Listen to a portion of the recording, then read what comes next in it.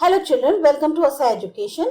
आज हम कर रहे हैं chapter popular struggles and movements, political science book grade 10 से। चैप्टर की शुरुआत उसके ओवरव्यू से। हमारे जो पिछले चैप्टर्स थे उनमें हमने डिस्कस किया कि किस तरीके से पावर शेयरिंग बहुत इंपॉर्टेंट है डेमोक्रेसी में, और कैसे अलग अलग टीयर्स जो गवर्नमेंट के हैं या जो बहुत सारे सोशल ग्रुप्स हैं वो कैसे पावर को शेयर करते हैं। अब हमारा ये जो चैप्टर है इसमें हम इसी डिस्कशन को आगे बढ़ाएंगे और देखेंगे कि कौन कौन लोग हैं जो इन पावर्स को रोकते हैं अपने प्रभाव से और उनके ऊपर प्रेशर बनाते हैं। डेमोक्रेसी में जो है बहुत सारे जो कहते हैं ना मतभेद, इंटरेस्ट को लेकर, व्यू पॉइंट्स को लेकर, वो बहुत इसमें इन्वॉल्व होते हैं। ये डिफरेंसेस जो हैं ऑर्गेनाइज किए जाते हैं या एक्सप्रेस किए जाते हैं बहुत ही एक ऑर्गेनाइज तरीके से।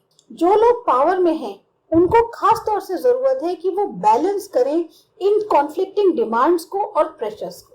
तो हम अपने चैप्टर की शुरुआत एक डिस्कशन से कर रहे हैं कि कैसे जो स्ट्रगल होते हैं कॉन्फ्लिक्टिंग डिमांड्स और प्रेशर्स को के बीच में, वो जो है डेमोक्रेसी को शक्ल देते हैं।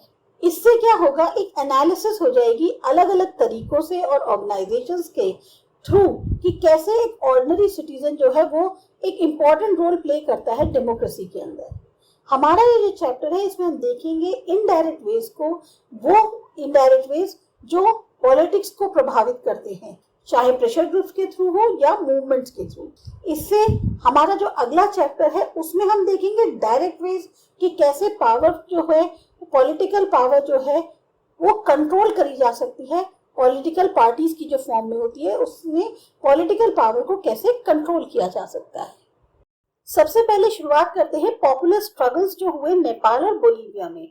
आपको याद होगी जो स्टोरी हुई थी डेमोक्रेसी की जीत की पोलैंड के अंदर, हमने देखा था लास्ट ईयर में जो पहला चैप्टर था 9th का, उसमें स्टोरी हमें ये याद दिलाती है कि जो रोल लोगों द्वारा प्ले किया गया था डेमोक्रेसी को बनाने में। अब दो रिसेंट स्टोरीज को पढ़ते हैं उसी तरीके की और देखते हैं कि कैसे पावर को एक्सरसाइज किया जा रहा है डेमोक्रेसी में। सबसे पहले मूवमेंट जो डेमोक्रेसी के अंदर के लिए हुआ है नेपाल में।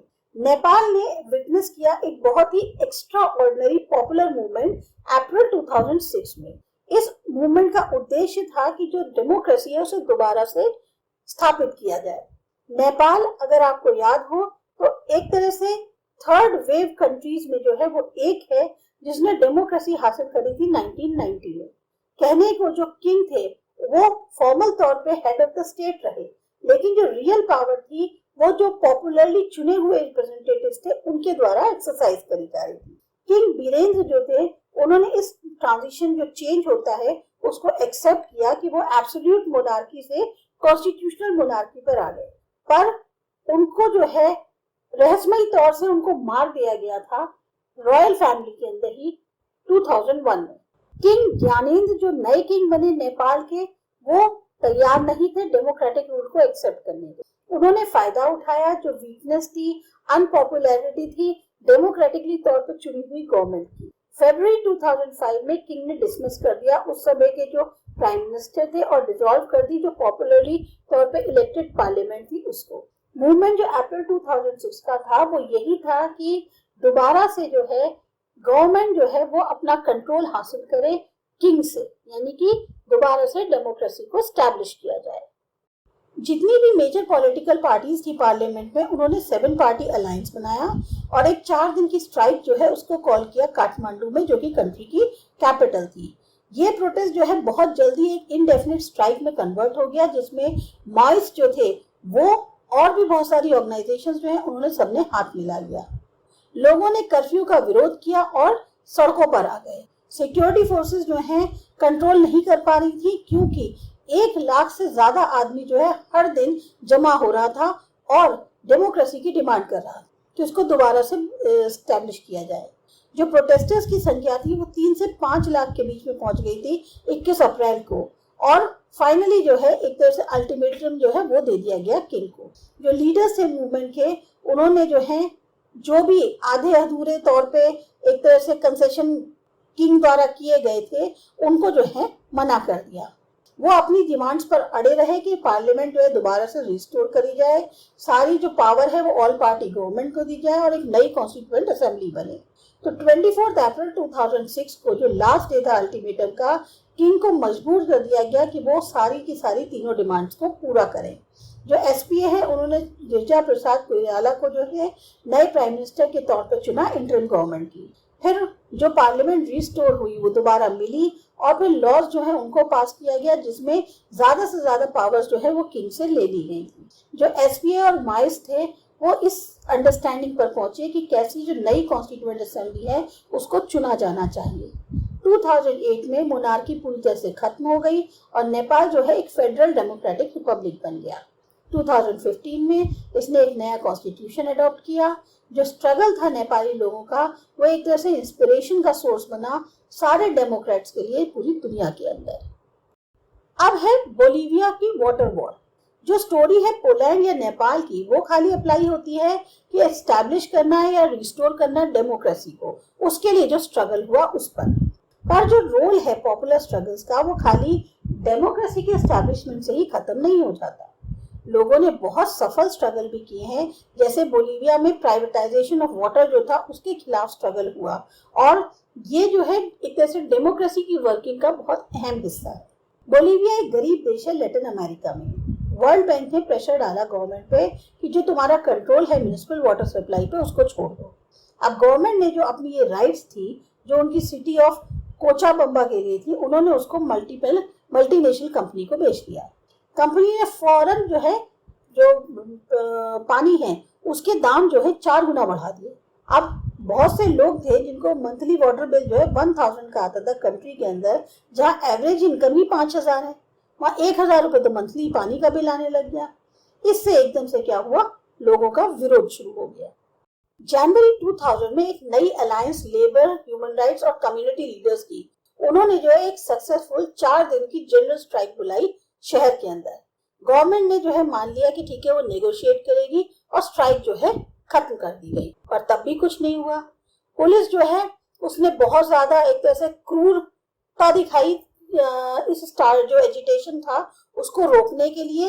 जब वो दोबारा से शुरू हुआ फरवरी में, फिर एक और स्ट्राइक हुई अप्रैल के अंदर और गवर्नमेंट ने जो है मार्शल लॉ लगा दी। पर जो पावर थी लोगों की उसने मजबूर कर दिया ऑफिशियल्स को एमएनसी के कि वो शहर छोड़कर भाग गए और गवर्नमेंट को जो है जितनी भी डिमांड थी प्रोटेस्टर्स की वो माननी पड़ी। जो कॉन्ट्रैक्ट था एमएनसी के साथ वो कैंसिल किया गया। वाटर सप्लाई जो दोबारा से रिस्टोर करी गई म्यूनिसिपैलिटी को पुराने दामों पे। इसे कहते हैं बोलीवियाज वाटर वॉर। तो डेमोक्रेसी और पॉपुलर स्ट्रगल्स क्या, ये जो दोनों स्टोरीज थी ये बिल्कुल ही अलग अलग संदर्भ थी। जो मूवमेंट नेपाल में हुआ वो था एस्टेब्लिश करने के लिए डेमोक्रेसी को, जबकि जो स्ट्रगल बोलीविया में हुआ उसमें जो है वो क्लेम्स इन्वॉल्व थे इलेक्टेड और डेमोक्रेटिक गवर्नमेंट पे, जो कि क्या कहते हैं उसने गलत किया था। तो जो पॉपुलर स्ट्रगल बोलीविया में हुआ वो बहुत ही ज्यादा एक स्पेसिफिक पॉलिसी को लेकर था, जबकि स्ट्रगल जो नेपाल में था वो कंट्री की जो पॉलिटिक्स है उसकी फाउंडेशन को लेकर था। तो दोनों ही स्ट्रगल सक्सेसफुल रहे पर उनका जो इम्पैक्ट था वो अलग अलग लेवल्स पे था। इन सब डिफरेंसेस के बावजूद दोनों जो स्टोरीज हैं उनमें कुछ ऐसे एलिमेंट्स हैं जो कि काफी जरूरी हैं पास्ट को स्टडी करने के लिए, ये जो डेमोक्रेसी का फ्यूचर होगा उसके लिए। दोनों ही इंस्टेंसेस जो है पॉलिटिकल कॉन्फ्लिक्ट के, इसके कारण क्या हुआ, स्ट्रगल्स हुए। दोनों ही केस में जो स्ट्रगल था उसमें मास मोबिलाइजेशन इन्वॉल्व था, यानी पब्लिक का बहुत ज्यादा उसमें जुटाव था, समर्थन था। पब्लिक डेमोन्स्ट्रेशन जो मास सपोर्ट था उसने फाइनली जो डिस्प्यूट था उसे अपने ही सपोर्ट में करा, मतलब अपने ही फेवर में करवा लिया।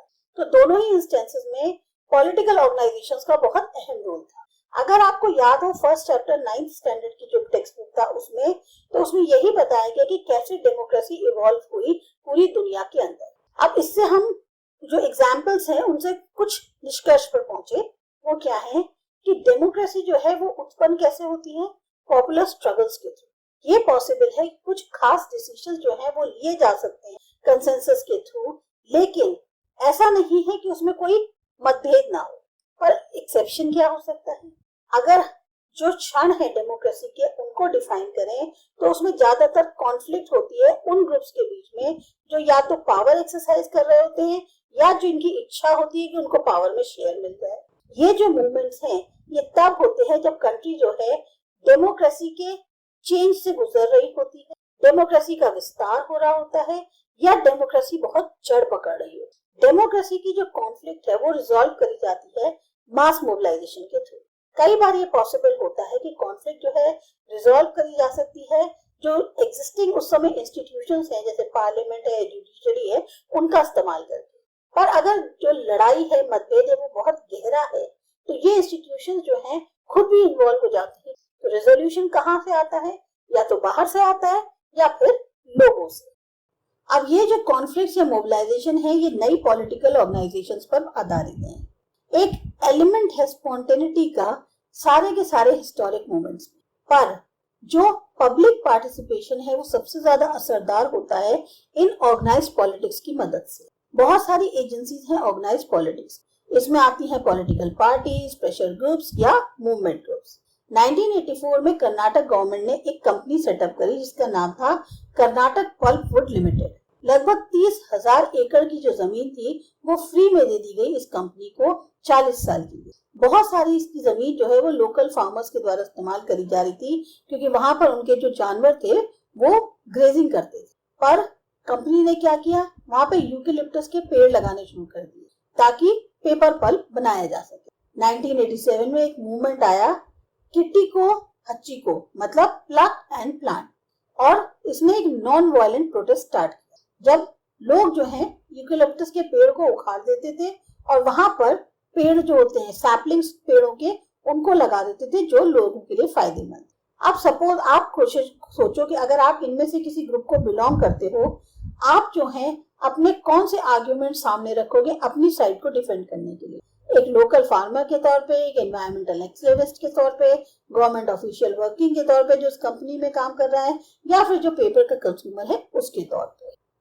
अब जो अगला टॉपिक है वो है मोबिलाइजेशन और ऑर्गेनाइजेशन। अगर हम अपने पिछले दो एग्जाम्पल्स को देखें या ऑर्गेनाइजेशंस को देखें जिन्होंने इन स्ट्रगल्स को सक्सेसफुल बनाया, हमने ये देखा कि इनडेफिनिट स्ट्राइक बुलाई गई और इसको बुलाया गया था एसपीए या जो 7 पार्टी अलायंस थी उसके द्वारा नेपाल में।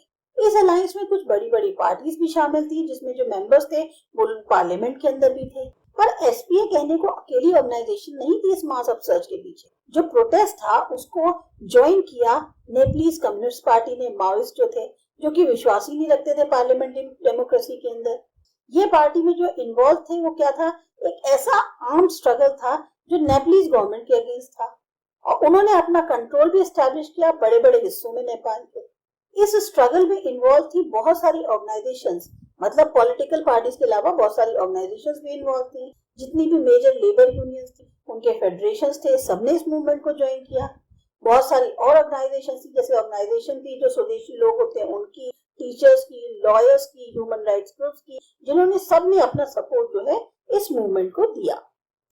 जो प्रोटेस्ट था वाटर प्राइवेटाइजेशन के अगेंस्ट बोलीविया में, उसको किसी पॉलिटिकल पार्टी ने लीड नहीं किया था, उसको लीड किया था एक ऑर्गेनाइजेशन ने जिसका नाम था फेडेकोर। ये ऑर्गेनाइजेशन में जो है लोकल प्रोफेशनल्स शामिल थे जिसमें इंजीनियर्स और एनवायरमेंटलिस्ट थे। उनको सपोर्ट मिल रहा था फार्मर्स की फेडरेशन से जो इरिगेशन पे रिलाई करते थे, कॉन्फेडरेशन पे फैक्ट्री वर्कर्स की यूनियंस थी, या मिडिल क्लास स्टूडेंट्स थे जो यूनिवर्सिटी ऑफ कोचाबम्बा से थे, या जो सिटी की बढ़ती हुई पॉपुलेशन थी, जो होमलेस स्ट्रीट चिल्ड्रन थे, उन सब ने इसको सपोर्ट किया। मूवमेंट को सपोर्ट किया गया सोशलिस्ट पार्टी के द्वारा। 2006 में यही पार्टी जो है पावर में आई बोलीविया के अंदर। तो दोनों ही जो एग्जाम्पल्स हैं उनमें हम ये देख सकते हैं कि डेमोक्रेसी के अंदर अलग अलग तरीके के ऑर्गेनाइजेशंस जो हैं वो एक बहुत बड़े स्ट्रगल के पीछे काम करते हैं। ये ऑर्गेनाइजेशंस अपने जो रोल है दो तरफा प्ले करते हैं। एक जो डिसीजंस हैं डेमोक्रेसी के अंदर उस पर प्रभाव डालना, ये उनका डायरेक्ट पार्टिसिपेशन होता है कॉम्पिटिटिव पॉलिटिक्स में। और इसको कैसे किया जाता है, पार्टीज बनाकर, इलेक्शंस लड़वाकर या गवर्नमेंट बनाकर। पर हर सिटीजन तो पार्टिसिपेट नहीं करता डायरेक्टली, वो ना उनकी इच्छा होती है, जरूरत होती है या स्किल्स होती है कि वो डायरेक्ट पॉलिटिकल एक्टिविटी में जो है वोटिंग के अलावा हिस्सा लें। इसी तरह से बहुत सारे इनडायरेक्ट वेज होते हैं जिसमें लोग जो है ये गवर्नमेंट को जो है अपनी डिमांड्स या जो उनके पॉइंट ऑफ व्यू है उनको बता सकते हैं, ऑर्गेनाइजेशन बनाकर, कुछ ऐसी एक्टिविटीज को करके जो उनके इंटरेस्ट या उनके व्यू पॉइंट्स को प्रमोट करे। तो ये सब कहलाते हैं इंटरेस्ट ग्रुप्स या प्रेशर ग्रुप्स। कई बार पीपल डिसाइड करते हैं कि वो साथ में मिलकर एक्ट करें बिना किसी ऑर्गेनाइजेशन को बनाए। अब इसके बाद जो हमारा अगला टॉपिक है वो है प्रेशर ग्रुप्स एंड मूवमेंट्स। ये करते हैं अगले वीडियो।